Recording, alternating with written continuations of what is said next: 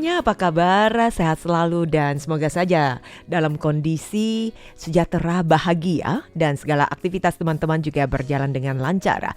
Hadir kembali di acara Goes, Samina akan berbagi informasi-informasi menarik seputar jalan-jalan dan objek wisata di Taiwan. Semoga saja juga bisa menghibur teman-teman semuanya. Hari ini kita masih berada di kawasan utara di Taipei dan sekitarnya. Amina akan berbagi dua informasi yang menurut Amina sangat menarik sekali. Yang pertama adalah jalur pendakian trekking, tetapi tenang karena ini pendakian yang cukup simple, bahkan juga cocok untuk anak-anak dan lansia.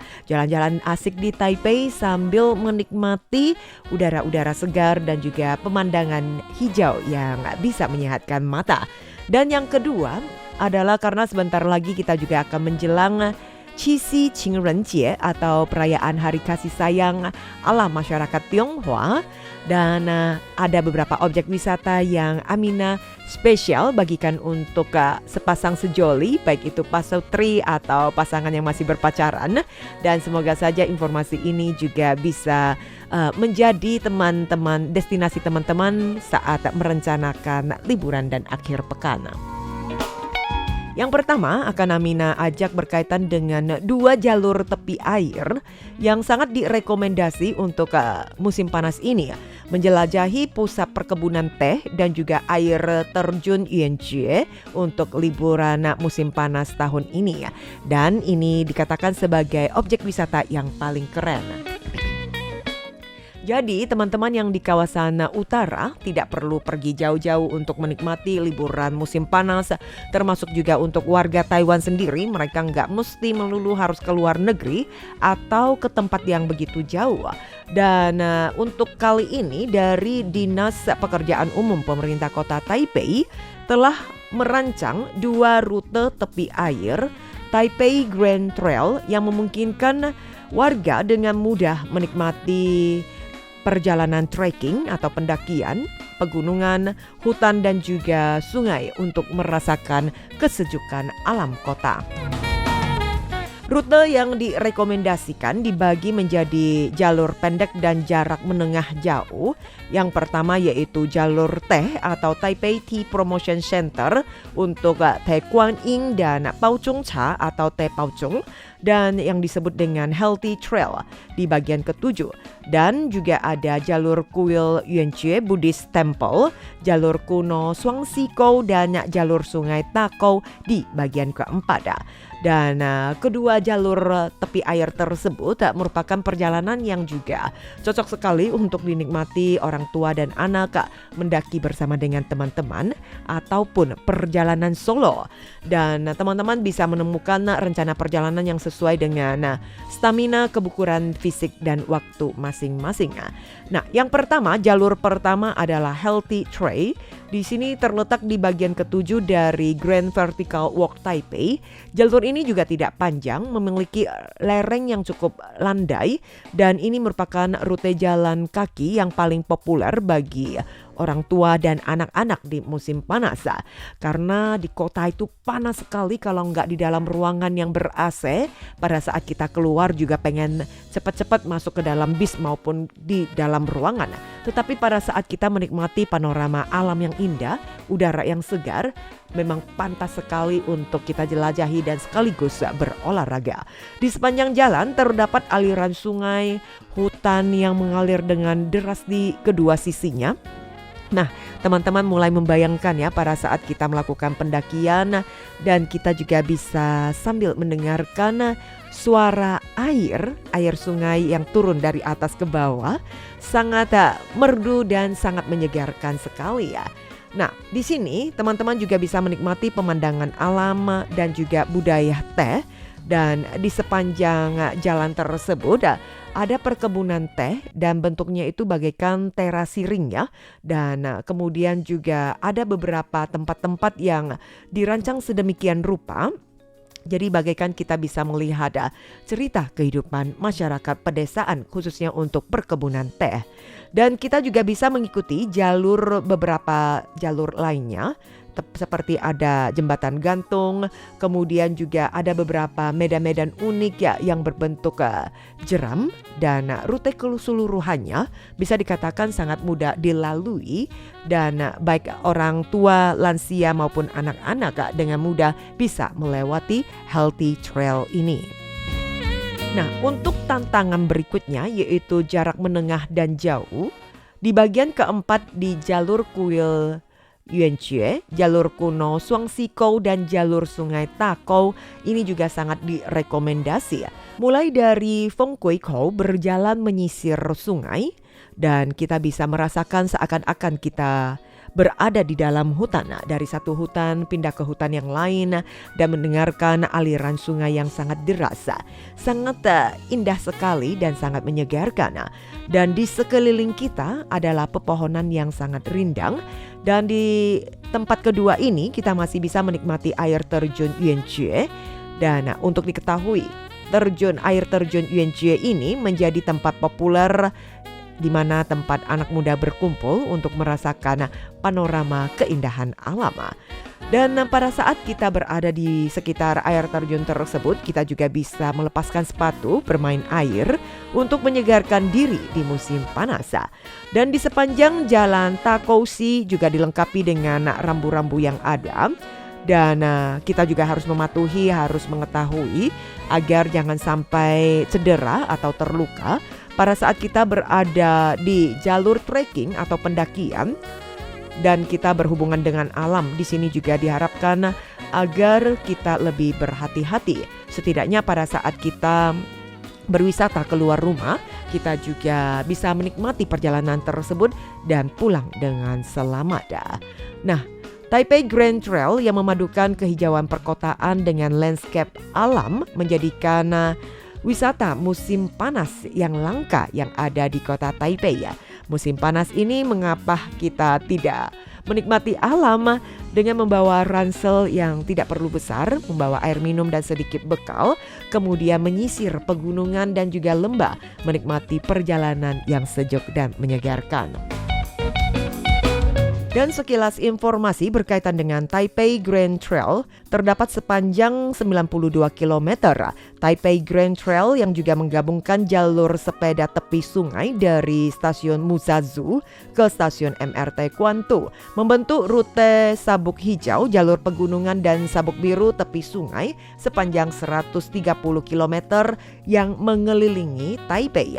Kemudian juga tersedia MRT, bus atau U-Bike, masih ada kereta gondola, maukong, serta moda transportasi lainnya, memudahkan semua orang untuk menjangkau dari satu titik ke titik yang lain, dan warga yang bisa mendekatkan diri dengan alam.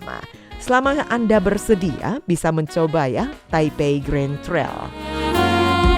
Oke, selanjutnya teman pendengar, Amina akan mengajak teman-teman untuk menikmati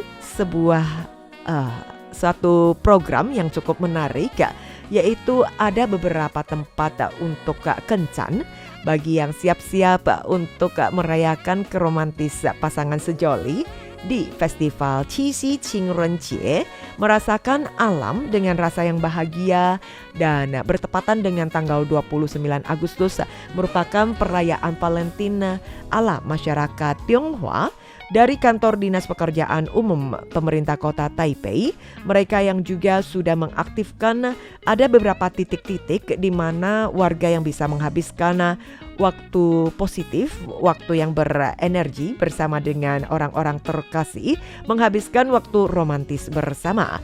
Nah, di komunitas Paisihu di distrik Neihu di kota Taipei merupakan satu arena atau titik yang termanis dan terbahagia katanya, menyembunyikan serangkaian kode cinta yang misterius. Mari kita lihat bersama, ada 5 objek wisata. Tempat ini dengan cerdas, dengan cermat, mereka merancang atau juga memberi nama untuk titik-titik objek wisata tersebut. Nah, seperti dihubungkan sebagai harapan pasutri, sehati seia sekata, atau juga satu hati yuanyang. Dan mari kita akan mengunjungi kelima tempat rahasia untuk berkencan dan menghubungkan kode cinta yang unik dan juga mungkin menjadi pilihan ya untuk berkencan bersama dengan pasangan teman-teman. Rangkaian dari kode cinta ini mencakup ada jalur harapan, kemudian juga masih ada pohon harapan, pohon pasangan, kemudian danau bebek Mandarin. Nah, mungkin Amina juga bisa sedikit bercerita tentang bebek Mandarin ya, dan juga kolam sehati ya. Nah, semuanya penuh dengan keromantisan, penuh dengan kata cinta, cinta sejati, dan juga sangat ceria sekali ya. Komunitas Paisihu yang dipenuhi dengan suasana musim panas dan juga dengan gaya pedesaan yang romantis, mengajak teman-teman tidak hanya berwisata dengan pasangannya, tetapi juga bisa dengan kerabat, teman maupun sahabat. Dengan perjalanan singkat, kita juga bisa menikmati hijaunya alam yang penuh dengan cerita dan rasa bahagia. Oke, sedikit Amina berbagi berkaitan dengan bebek Mandarin ini. Mungkin teman-teman sudah tahu ya apa yang disebut dengan yuanyang.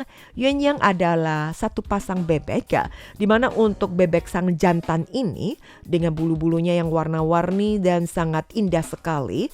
Dan ukuran bebek ini juga tidak besar ya, kurang lebih panjangnya 41 hingga 49 cm saja.